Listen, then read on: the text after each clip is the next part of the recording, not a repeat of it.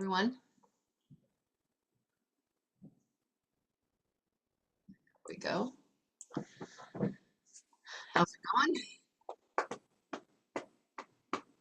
Great.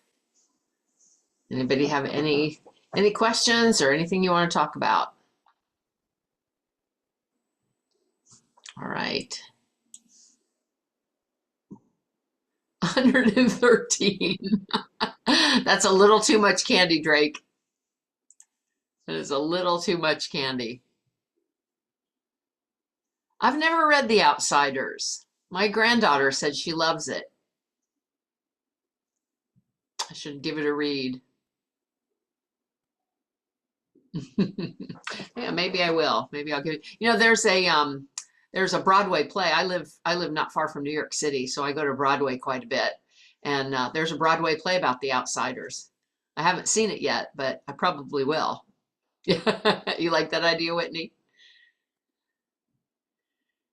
Yeah. Never too much candy? Well, I think your dentist would disagree with that, Drake. Dentists usually don't like holidays that come with a lot of cavities. And you guys know the thing about like sugary foods, it isn't just the sugar that's on your teeth, it's the sugar that you put into your body that actually can cause problems for your teeth. So it's you can't even just brush right afterwards. Yeah, Nora, I do. I live near Philadelphia. I live just outside the city. Yeah. So you want to be careful with having too much sugar in your diet because it can affect lots and lots of parts of your body, not just your teeth. All right, let's go ahead and get started for today if no one has any questions for me.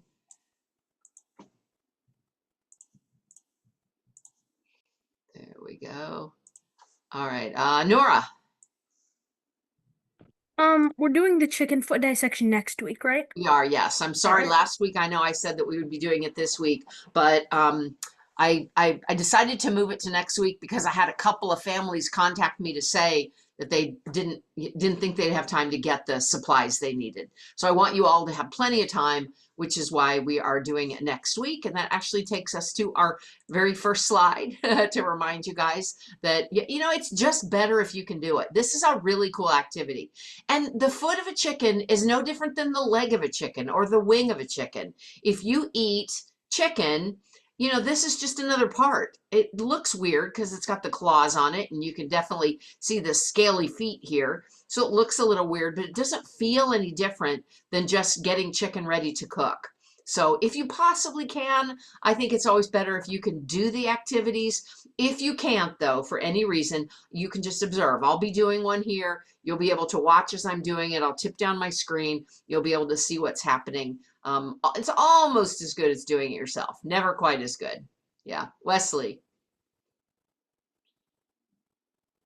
There's certain type of chicken foot, like is it allowed to be like dehydrated or something? It wouldn't work if it's dehydrated, like the kind that you would get at a pet store for your dog to chew on. That wouldn't work. No, it needs to be fresh or frozen. So you can usually get, most grocery stores anymore carry chicken feet because a lot of people use them to make chicken soup. They make really, really good and healthy chicken broth. So if your grocery store doesn't have it, you might ask the butcher there, where do you think I can get one? Most farmers markets, the butcher, the like meat seller at the farmers market will have it. A lot of Asian and Hispanic restaurant or grocery stores will have chicken feet. So, you should be able to find it. They used to be they were pretty hard to find. Now, not so much anymore. All right. I do want to remind you guys that you all know that I have flexible deadlines. I accept your work past the deadline as long as it doesn't get to be too far past the deadline. Well, there are 2 times in our year-long class where we have a hard, fast deadline where I don't accept anything later than that, and that's at the end of each semester. So our classes end on the 19th of December, and I give you 1 week after that day to submit all of the zoology assignments. So you have to have everything submitted to me by the 26th of December. All right. That's a hard and fast rule. Plenty of time. We have 3 weeks and then we have a week off for Thanksgiving break and then 3 more weeks. And then you have your a winter break. So you've got that Thanksgiving break. That's a week long that you don't have any new assignments that are due then. That's a good time to get caught up if you need to. All right. Anybody have any questions about that? Nora. How long is winter break? Winter break is 3 weeks. Yeah, isn't that nice? We have 3 weeks. We just started doing that last year. We used to take 2 weeks at AIM Academy, and last year our administrators decided to try a 3 week, and the families loved it so much to have that extra week in January that we decided we're going to make that a permanent thing. So at least for now, it's 3 weeks. So we start back on the 12th of January. Yeah, gives you really an extra week after the holidays are over. All right, let's begin by talking about birds. So we're going to do a case study today. And first I want to talk about different ways that we can identify birds because you'll use that knowledge while we're doing the case study. So bird watchers, are any of you guys bird watchers? Do any of you like to go out into the woods and take your binoculars and a bird identification book and see how many you can identify? A little bit, a couple of you are a little bit like that. Well, bird watchers can tell a lot by just looking at the birds. They can also tell a lot by listening to the sounds that birds make, by thinking about the places that they live, the behaviors that birds do. So, you know, if you see a bird hopping along the ground like this, you know it's not a bald eagle, right? Because bald eagles don't do that. They don't hop like a little sparrow is going to hop along the ground. And if you see one running like this, you know it's not a duck because ducks don't run like this across the grass. So behavior can tell us a lot. I do have a couple of jokes for you about birds before we get started. So here you have one, the original online animal. What's so great about being online? How about this one? Why do hummingbirds hum? Because they don't know the words. And what do you get if you cross a parrot with a centipede? A walkie-talkie. A walkie monstrosity. All right, I'm going to shut off the chat now. I forgot to do that.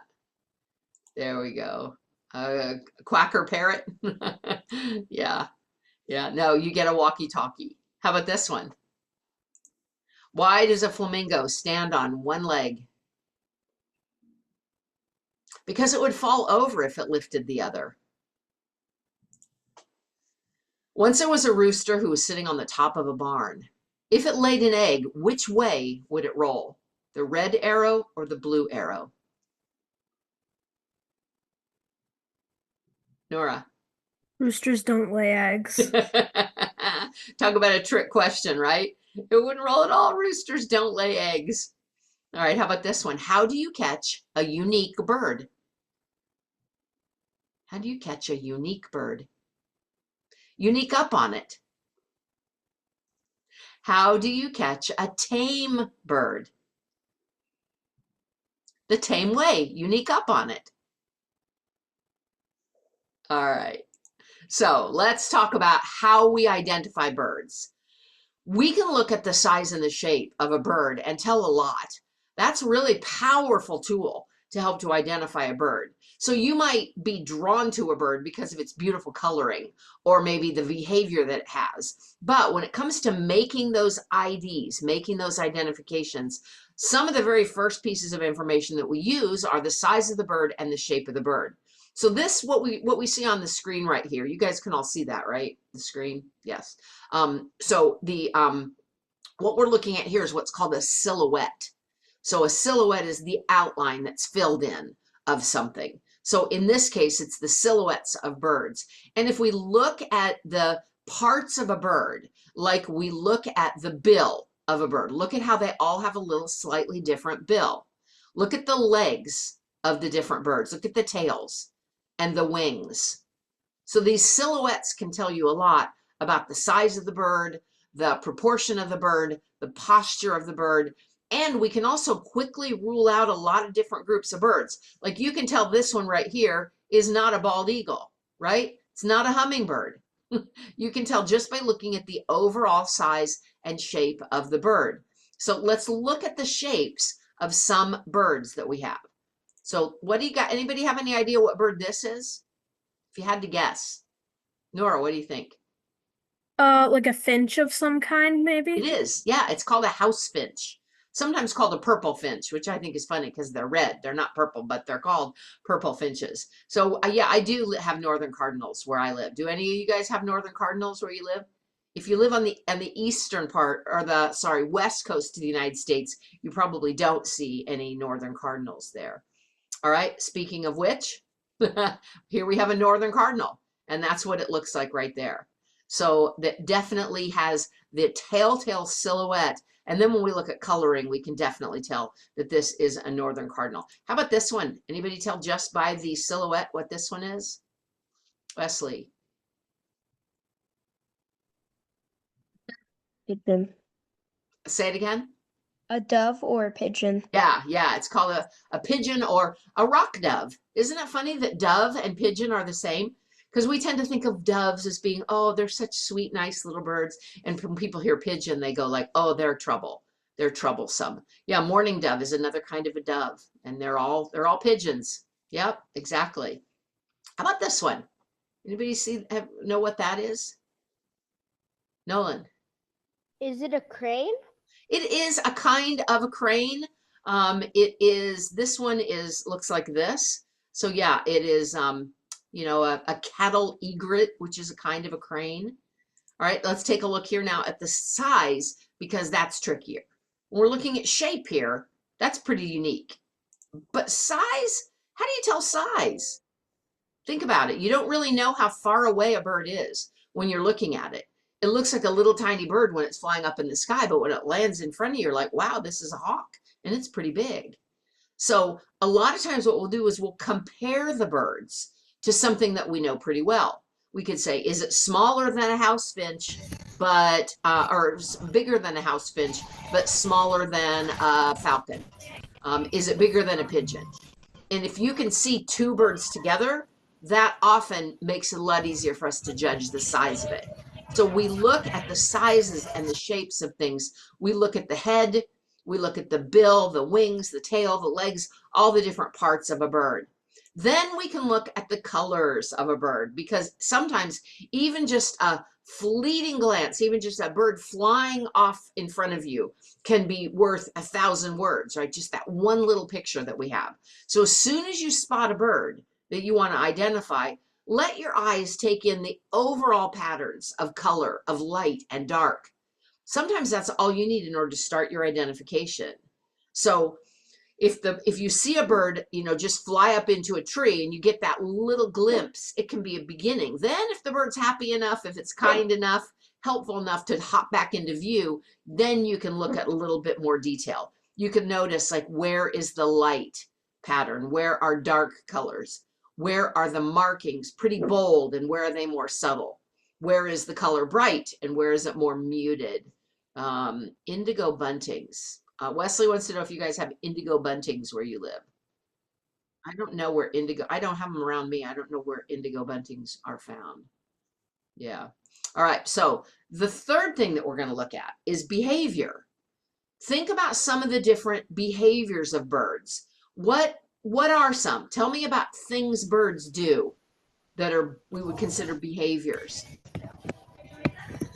Nora. Some like raptors and stuff, they like dive. Yeah, diving, really flying all together, the way they fly, the way they hunt in the air. Those are behaviors that birds do. What else? What else can you think about? Gabby. How they clean themselves? Yeah. How do they take baths in your bird bath or do they not? Do they pick at things on their own fur or their own feathers or do they not? Yeah. Nora. Eating? How do they eat? Yeah, exactly. Do they, walk along the ground picking up insects off the ground or do they catch insects in the air? Do they eat fruits? What do they eat? How do they eat? Think about the posture of a bird too. Look at the different postures in these pictures here. Does it lean forward like it's ready for mischief?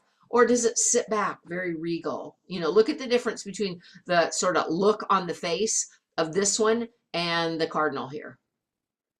Very different looks on their faces. So that would be posture. What about movement? You know, some birds hop from one branch to another or walk along the ground. What do they flutter when they arrive? Do they seem like they're bold or do they seem like they're kind of shy? Wesley. The hawk trying to catch. You can like That's an see. insect. That's an insect. And that is a falcon that we have right there. And that's an insect. Yeah. Yeah. Good. So another thing is, you know, how do they fly? You know how some birds fly, they soar, and other birds flap their wings slowly, and other birds flap their wings really fast. So those are behaviors that we can look at. Does it flock? Do they migrate? Remember, not all birds migrate. So does it stay around in the winter or does it go away somewhere? These are all things that can help us in our identification of birds. If I see a bird in the dead of winter in Pennsylvania, it's probably not this one right here, even if it has the same shape. What kind of bird is this? What is this one right here? Anybody know? Right here. That's a, Gabby. A robin. That's a robin. Yeah. Robins leave Pennsylvania in the wintertime. So it's probably not going to be a robin if that's what I see. How about this one here? Anybody know what this is? Gabby? It's either a raven or a crow. Yeah, either a raven or a crow. It's kind of hard to tell from that picture. And what about these here? Anybody know what those are? Nora? Swallows, maybe? Yeah, those are swallows. They're barn swallows. Barn swallows. And then just, you know, to think about the robin again, using the robin again as an example, habitat is something we have to consider. Like I said, if I see a bird that has this shape and this coloring, but it's January, it's probably not a robin. And if I see a bird that looks like this, it's definitely not a Hawaiian stilt. They're only in Hawaii, and I don't live in Hawaii. So we have to look at the habitat too, as well as the time of year that we see the birds being around. All right, so let's now use what we know about bird identification to have a case study about some scientists and graduate students who think they've seen a bird that we thought was extinct for a long time. All right, so this is called The Case of the Ivory-billed Woodpecker. And I'll read you the story, so be listening to the story here. So back in the early 20th century, the eastern Arkansas forests were logged.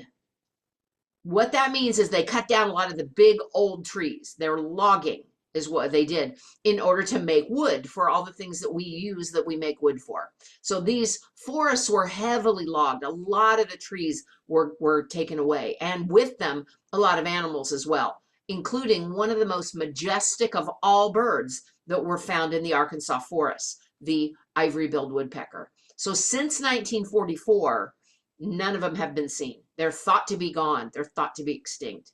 Now, once in a while, there would be a report about the birds that were made, but somebody said, I saw it, but there was no proof of it. So it was just dismissed as a rumor. But now a group of scientists think they've found proof that this bird is not extinct. All right, this is a true story. What I'm going to tell you now, this really happened. I've changed the names of the people to turn it into a story, right? But it's true. This really happened. So we're going to imagine that there is a scientist named Brad Murky. He's a graduate student. That means he's in college. And he has been working on a very secret project in the Arkansas Wildlife Refuge. He's been working there for about a year. Now, he thinks, and his mentors think, Brad Murky, they think that their efforts have paid off. All the work that they've done has paid off. They think they have seen an ivory-billed woodpecker. So now Brad is standing in front of the cameras at a press conference. He's getting ready to tell the world about the findings. Hold on here. There he is. He's standing there. Everyone's looking at him, but he's starting to get a little bit nervous. Brad isn't quite sure that he should do this press conference after all. he's having second thoughts because he and his sister have been exchanging emails over the past couple days. And we're going to read through the emails that they've gone back and forth. And then you're going to tell me what you think of Brad's case. So we're going to read all the way through the case and then we'll talk about it. All right. So this is Brad's first email to Mary. Hey, Mary, things have been crazy here since we decided to go public with our evidence. I wish you could be here. It's so amazing to be part of this huge scientific discovery. I'm sending you one of our key pieces of evidence, a video clip of Elvis. The video is pretty short, but it clearly shows that this bird is quite large and has the distinctive white wing patterns of the ivory-billed woodpecker. You can see the extensive white feathers on the trailing edge, that's the back, of the wings as the bird flies, and the white shield on his back after he lands on the tree. Don't you dare tell anybody about this. It's still top secret. Later, Brad. All right, now Mary's very excited. So she clicks on the video link that he sent, and this is the video that she saw. Now, this video was taken from a canoe while they were out searching for this ivory-billed woodpecker. You can see the handle of the canoe right here, and you can see the hand of the videographer's companion. Now, the video is very short, so I'm going to play it twice so that you don't miss anything. Here we go.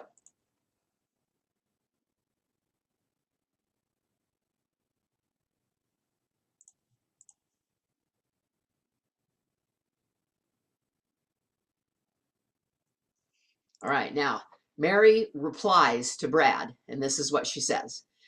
Hi, Brad. You've got to be kidding. All I can see is a flapping black and white bird. How can you be so sure it's an ivory bill? Why not a pileated woodpecker? They have big white patches on the underside of their wings. You guys can't possibly stake your reputation on this. I have to go study for my bird class final.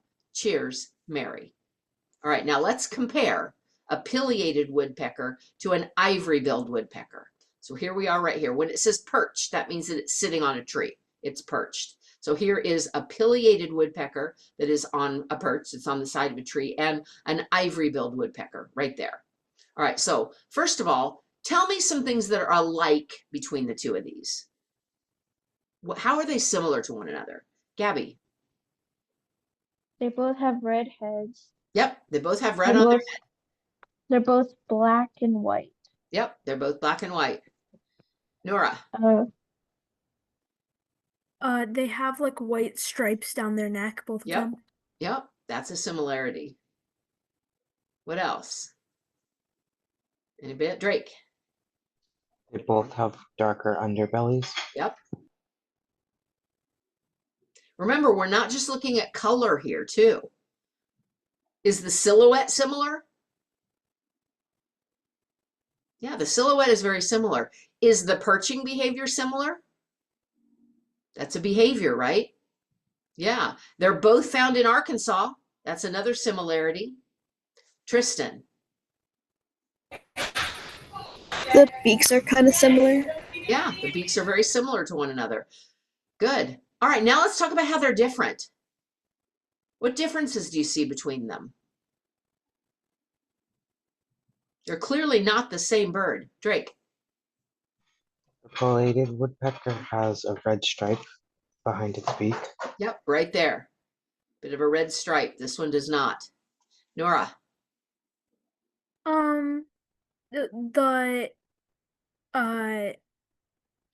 The ivory-billed woodpecker, the way it's standing, it has its head like tilted backwards rather than forwards. Almost completely straight back, doesn't it? Where this one is a little more up. Yep, good. Nolan?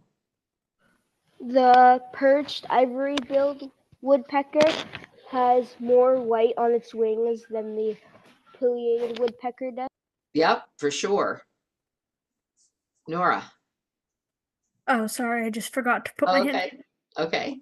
Anybody else? Anything else you see that's different between these two kind of birds? Look at the length of the wings. This one, the wing goes way down there, where this one, the wing ends right there. It doesn't go, and then the tail looks a little different. This one has a much longer tail, where this one, it looks like the tail ends right there. Look at the color of the eye. This one has a darker eye, where that's got a real bright eye. Brooklyn? The ivory bill, its eye stands out more than the affiliated woodpecker. Yeah, it sure does. It absolutely does. So we can see there are some differences, some similarities, but you can kind of see why maybe Mary has a little bit of a concern. Nora.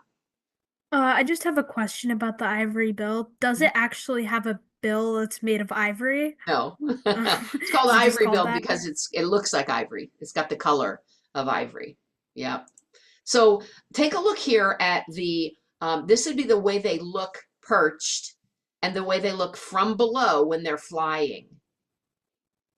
All right, so what do you see there? What's different about the way they look when they're flying?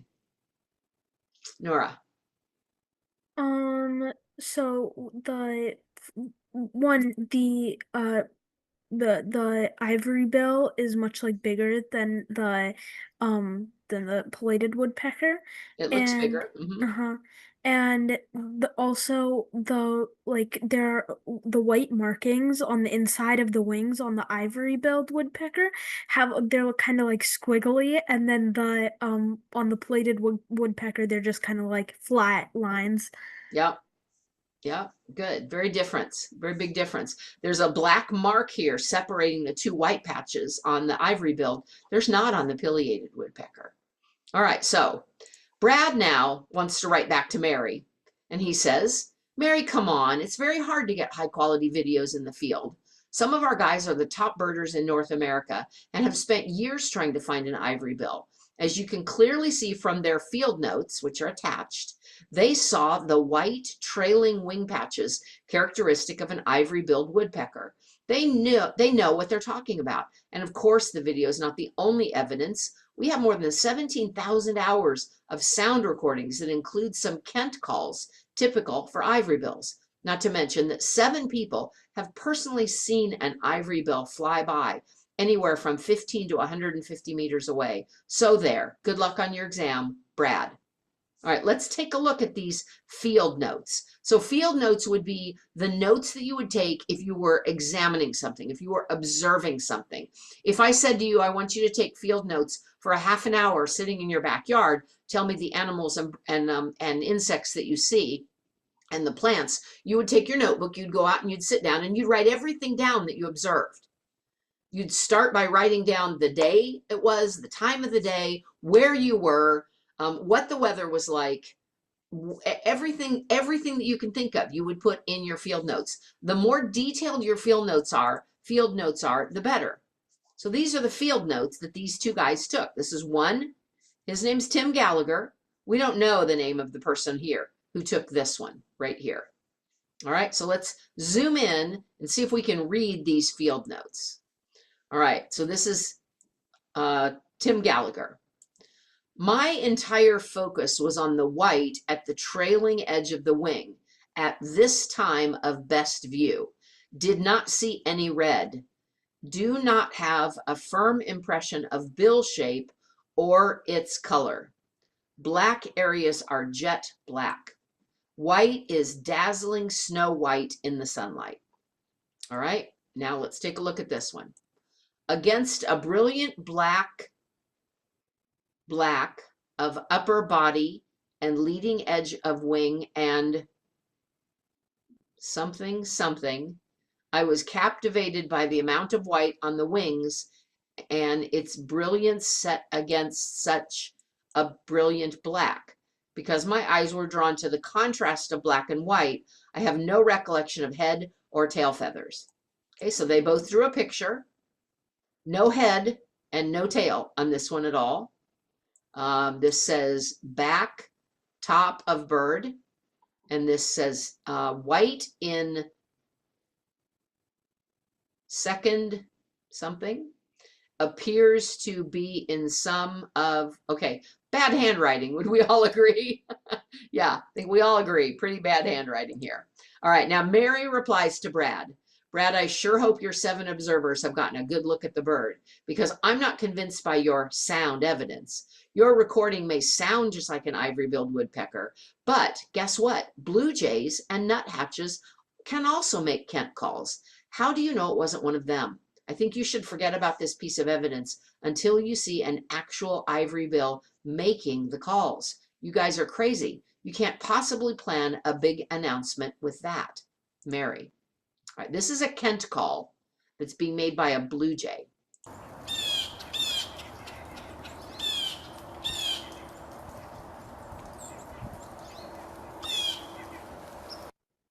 All right. Brad replies back to Mary.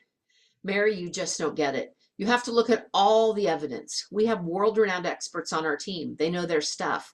Sooner or later, we will get a perfect picture of the bird, but if we wait too long, we may miss our chance of protecting the last surviving ivory bills. They need huge protected habitats to stand a chance. We can't wait until we've searched the entire 550,000 acres in the Big Woods area. That would take years. On top of that, it gets more difficult to keep this operation secret. We have more and more people snooping around. Stop being such a downer. You should be happy for me, Brad. And this is Mary's final comment back to Brad. Brad, are you saying that fame is more important than good science? That playing the odds is more important than the truth? I sure hope you turn out to be right. Not only because I really want to see an ivory-billed woodpecker myself, but because if you are not, millions of dollars will be spent protecting a phantom bird, millions that will not be available for the protection of other endangered species. Of course, you guys could always say you saw the last bird before it flew off into the thicket and died, making the species finally extinct. But seriously, I really want you to be right and famous. But if you're wrong, you will be famous too, for all the wrong reasons. Be careful, Mary. All right. Brad stands here now looking at the reporters, waiting for him to share his news, and he began to feel that sense of dread. All eyes were upon him, and he knew it was time to speak. All right, so that's the end of the story. I'll tell you what really happened at the very end, but I want to talk about this case now from a scientific point of view. All right, let's be scientists who are evaluating all this evidence. Drake. What exactly is a Kent call? It was that sound that the Blue Jay was making. What's the point of it, though? It's the sound. It's just what they call it. They have, birds make different sounds, and scientists give these different sounds names. So that it was making, this one, that's what they call a Kent call. So a lot of you probably heard that. That's a common, nuthatches are a common bird, blue jays are a common bird, and they also make that sound. Yeah, good question. All right, so like I said, let's evaluate the evidence that we have right now. First of all, let's evaluate the merit of the video as scientific evidence. First of all, what makes it good?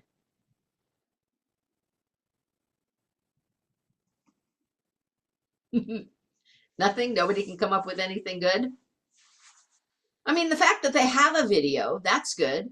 They're not just relying on, hearsay, on people saying, oh, I saw one. They have something there, so that's good. All right, let's talk about what makes it bad. What's not good about this video? Somebody who hasn't answered yet. This is an easy one. You know what's bad about it.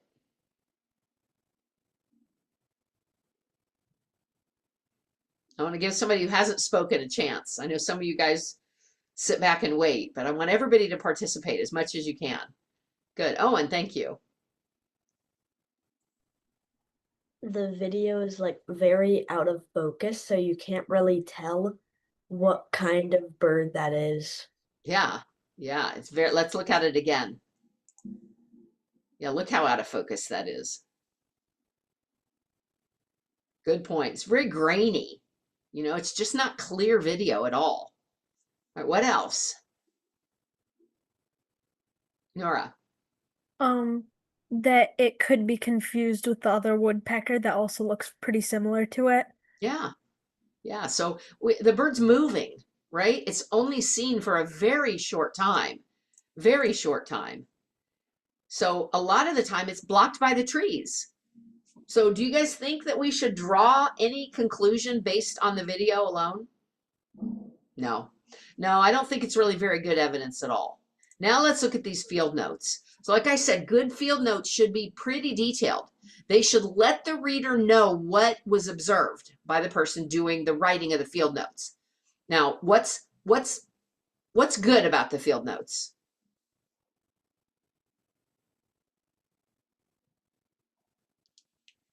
Yeah, Elle points out here that the bird is too far away.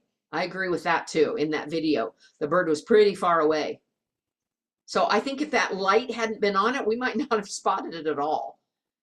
The fact that they lit up that part, that was helpful. That was a good thing about the video. So what about the field notes? Can you see anything good about the field notes? I think once again, the fact that we have field notes, that's a good thing. We need to always take good notes as scientists. So the fact that they exist at all is helpful, right? Tim wrote his name on there. That's helpful. There's a picture in the field notes, and that's helpful too. Drake. They have good excuses as to why they can't see their head or tail. Yeah, yeah, they gave their excuses, didn't they? Yeah, so there is a little bit that's good about them. Now let's talk about what's bad about them.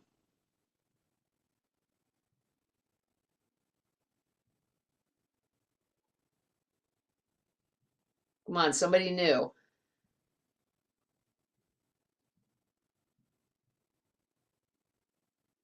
All right, Nora, go ahead. The fact that we can hardly read half of the field notes, like in all of the handwriting is pretty bad, so we can't read half of it. Yeah, yeah, very, very sloppy handwriting there. Yeah, it's very difficult to read. What else is bad about them? Remember what I told you you would do when you first went out if you were doing like making field notes of your yard? What would be included on that that's not included in this one? Nora. The date and time and other like details of like the where exactly you were when you saw it and stuff like that. Yeah, exactly. We have no indication of where they were. What other animals were seen in the area? Yeah. So who said this? I'm going to look back here and see. Elle says sloppy handwriting and decapitated birds. Yeah, we don't have clear pictures of the birds. It's nice that we have bird drawings, but they're not clear at all. So really, there's not a lot that's good about these. We don't really have a good silhouette of the bird. A little bit of one flying, but the two pictures that they show are not the same as each other. They're a little bit different from each other. The color we can see there. We can't tell anything about the behavior of the birds. We know they're in Arkansas, so we do have habitat, but it's not listed in these field notes at all.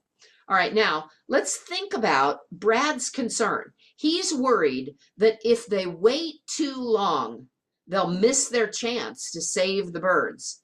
So you could argue that that concern is justified.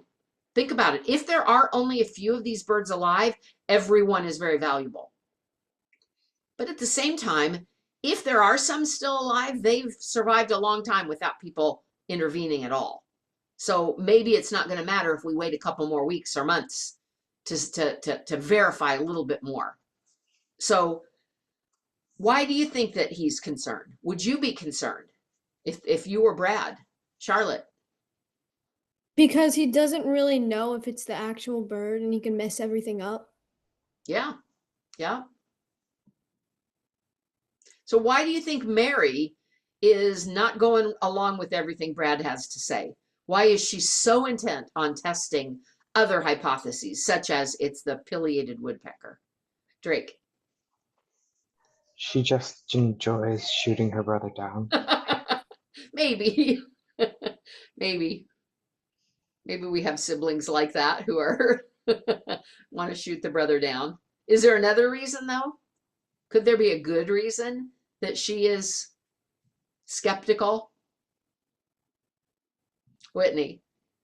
She doesn't want him to get like humiliated by a giant crowd of people like, are you sure, Brad? Are you sure? Yeah, I think that's possible. Yeah, she wants to rule out options that are probably more likely before she believes that this is really the extinct ivory-billed woodpecker. You know, there's a saying that, you know, if you hear the sound of hooves, it's probably not zebras, it's probably horses. Could be zebras. Could there be zebras walking down the street in Philadelphia? Maybe one got away from the zoo, but it's more likely to be horses, right? That's a much more likely option. So that may be what Mary wants to do here, is she just wants to be sure before he stakes his reputation on this.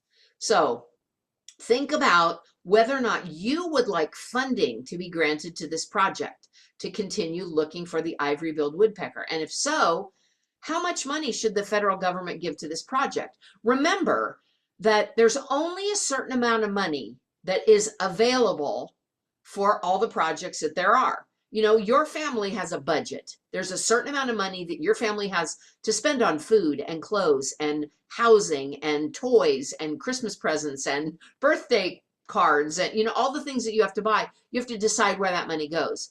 And if you just decide, if your family decides 1 month that, well, we're just going to spend every dime that comes in on food, there won't be anything left for anything else, you know, that's not going to work, right? Well, the same with government money. There's only a certain amount of dollars to go to these conservation efforts. If we give money to the ivory-billed woodpecker project, it usually comes from somewhere else. So imagine that you were a biologist who was working in another part of the state, and you were working to protect the habitat of another endangered species, one that you knew was not extinct. Would you want some of your funding to be cut so that it could go to protect this possible ivory-billed woodpecker based only on the evidence that you've seen here today? I don't think most of us would be very willing to let our to have our funding cut so that we could give that money to a project like this. Consider if the ivory-billed woodpecker is worth saving. Is it good for the environment? Would it really change anything? Those are all things that we have to consider, Whitney. All factors that have to be considered in this. So based on the evidence, what do you guys think? Do you think that that money should be given to this ivory-billed woodpecker project? How many think yes? Raise your hand. How many think no? Got a lot of abstaining here. A lot of abstaining. All right, now I'm going to tell you what actually happened in this case. So even though there's no real Brad Murky, there's no real Mary, there was an actual team of scientists, and they did think that they saw an ivory-billed woodpecker. So they went ahead with the announcement telling the world that the ivory-billed woodpecker had been rediscovered and was not extinct. They announced it in a national press conference in 2005. And the federal government spent more than $10 million to buy land and protect the habitat of the ivory-billed woodpecker. Now, most of the money wasn't new. Most of it was reallocated from other projects. So taken from one project and given to this project. Now, unfortunately, the investigation was challenged, and the search continued for a really long time. No more ivory bills were cited until just in 2021, the ivory-billed woodpecker was finally declared extinct by the U.S. Fish and Wildlife Services. So all that time, all that money ended up going for nothing.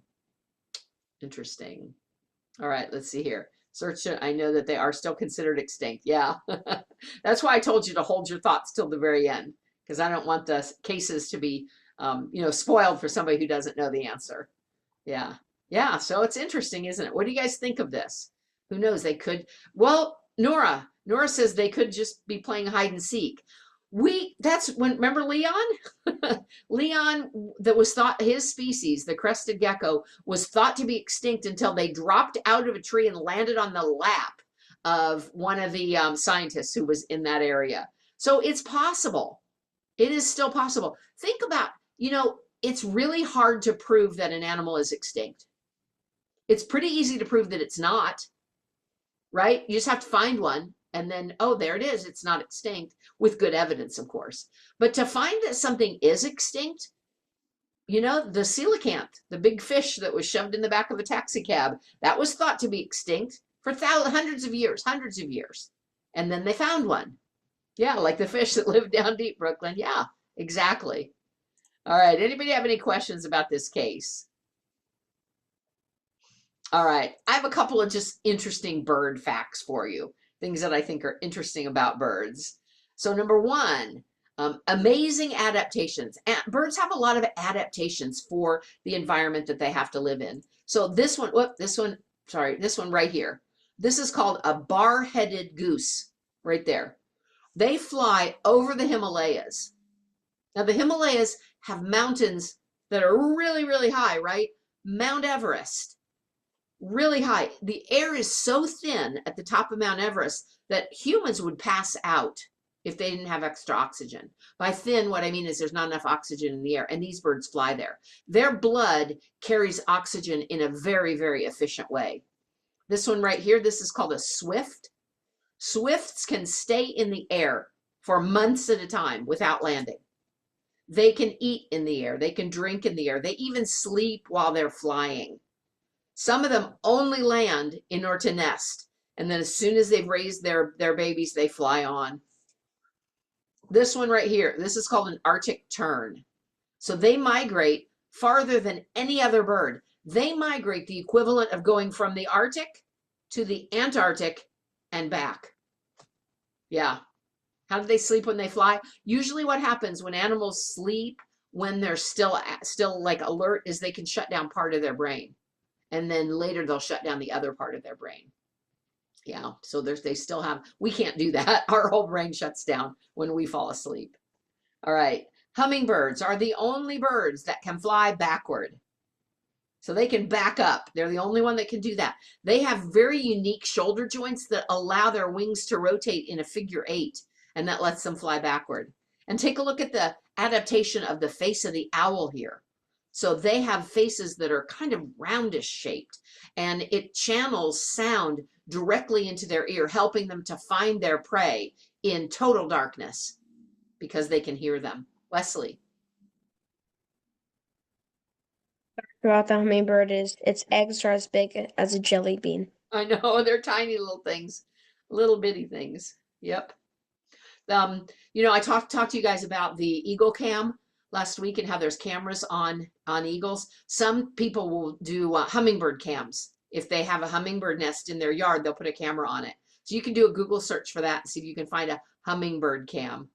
That's pretty cool. The emails from the case study, they were made up or were they actually real? They were made up. I didn't make them up, but they were made up because Mary and Brad were not real. Yeah, we got a bird right there, Whitney's parrot there. Is that a parrot or a parakeet? He's a cockatiel. He's biting Whitney. Oh. He's hurting Whitney. Sunny, stop hurting Whitney. Actually, keep hurting Whitney. I like it. All right. Let's talk about some fun science things that have to do with birds. First of all, you guys learned about this principle where air that's moving faster puts less pressure on, air that's moving slower puts more pressure. Anybody remember what the name of that principle is? This is called the Bernoulli principle.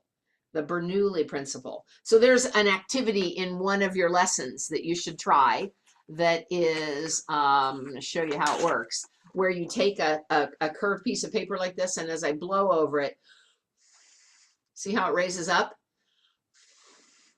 That's because the faster moving air on the top exerts less pressure down, and now the air on the bottom that is moving but not as fast pushes it up. It has pressure that goes up. Well, that whole principle wasn't discovered studying birds. It was discovered studying the way fluid moves, because fluids move the same way. So the Bernoulli principle helps us understand why fluids move and why birds and airplanes can fly. It's why the curved top of an airplane wing is rounded like that, in order to speed up the airflow over it to decrease the pressure. We also have talked about how the bones of a lot of birds are hollow. It keeps them very strong because they've got these struts inside there, but they have air pockets in them. The real reason that they're hollow is because they're a place where air can be stored to help the bird when it needs more oxygen. This here is, anybody know what skull this is? It's the skull of a bird. Look at the silhouette there. What do you think, Wesley? Is it a crow? It's not a crow. Looks like it might be, but it's not. Whitney's got it. You want to say it out loud, Whitney? A woodpecker? Yeah, that's a woodpecker. So woodpeckers have a special skull that is shock absorbing. Imagine if the way you had to eat was by banging your head against the wall.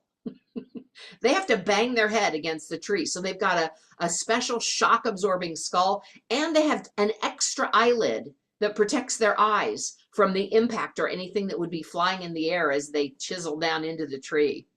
Yeah. So this is a close-up picture here of penguin feathers. So penguin feathers trap bubbles of air. You can see the little bubbles right in here. Those bubbles of air act as insulation to keep the penguin warmer, and they help them move through the water really quickly. This right here, this is an adaptation of a blue jay feather. So what color is the blue jay? Gabby.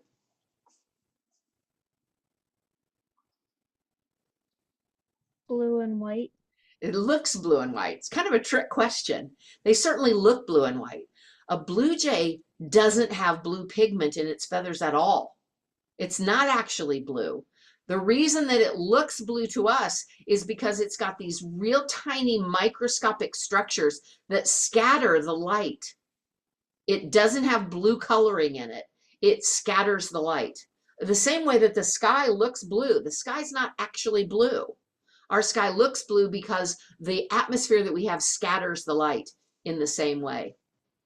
Yeah, like, and water too. Yep, same as water. All right, so here is a crow and a raven. Both of these birds are able to recognize people. They can recognize human faces. They can use tools. They can even make plans for the future, right? They can plan ahead. It used to be that we thought that just primates were able to do these kind of things, but now we know that these two can do it right here. This one is a New Caledonian crow. Look at how it has that hooked stick. So it bends a stick like a hook like this and uses it to fish insects out of crevices. Yep, it hooks the insects. And parrots don't just mimic, they can understand things like same and different. So this is a famous parrot. This guy's name is Alex, and they can identify colors and shapes, and this one can even count. Pretty cool. All right, now a couple of unique behaviors that birds have. This is called a lyrebird, and they're in Australia, and they can mimic the sound of almost anything. They've been heard to mimic car alarms, chainsaws, the shutter of a camera. Yeah, Nora. Oh, sorry, my hand was still up from before. Okay. But I was gonna say something about parrots. Okay. Do you want to? It's fine. We can keep talking. Okay. I think this is a cool one. Anybody know what kind of bird this is? Have you heard about this bird that puts blue? Whitney. A bowerbird? Yeah, that's a bowerbird. What they build is called a bower, where they pick up decorated, especially blue objects, and the males spread them around to impress the females. Some even arrange their decorations by the brightness of the color. So it'll be brighter closer to the nest and then a little less bright farther out. Pigeons are so cool. They can find their way home from hundreds of miles away. They even use smells in order to help them find their way back home. And did you guys know baby flamingos are not pink? They're born gray. So why do they turn pink? What do you think? Drake. With like the shrimp and krill that they eat. Yeah, there's pigments, colored pigments in the shrimp that they eat and the algae that they eat, and that makes them turn pink. So the babies are gray, they turn pink as they continue eating. Yeah, excellent. Nora. Does that mean that if like food was scarce for a penguin, then it would turn like less pink? You mean flamingos? Yeah, sorry, flamingo. Yeah, absolutely. Yep, they do. If they're not fed the food that makes them pink, they will not be pink. That's happened in zoos before. When zoos have not given them the correct food, they lose their coloring. So what do we like the best about flamingos? Most of the time we like the fact that they're pink. So people don't really like to go to a zoo and see a flamingo that's not pink. So they make sure to give them what they need. Yeah. All right. Any questions from anybody? All right. Have a great week. Oh, Charlotte, go ahead. I was just wondering, how do you tell the difference from a crow and a raven? A crow and a raven. Well, there are some, let's go back to that picture. There are some apparent differences here. You know, this one has a little bit more of a hooked beak. They look very different from, I mean, they don't look very different from one another. The feathering looks a little bit different. Let me see if I can, I think I have a minute here. I can find that out. How is a crow different from a raven? Let's see here. Size, ravens are bigger. Ravens have a wedge-shaped tail where crows have a fan-shaped tail. Ravens have a thicker, more curved beak. They make different sounds. One makes more of a caw, caw, that's higher pitched, and the other's deeper, caw. Ravens glide where crows flap. Crows are more social, where ravens are usually in smaller groups. Feathers, ravens have shaggier throat feathers.